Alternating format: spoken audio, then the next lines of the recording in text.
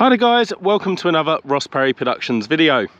In this video I have a 2015 Mazda 3 and I'm going to show you where to look for your ISOFIX mounts for the car seats if your model has them.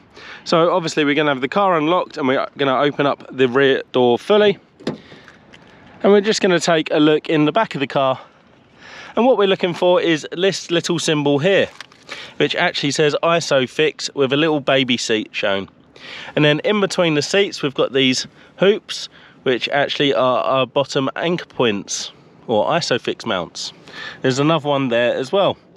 And then at the top we actually have these top tether points hidden by these cupboards. So you just flick that up and there's 3 of these along the back of the car with a 3rd one over there.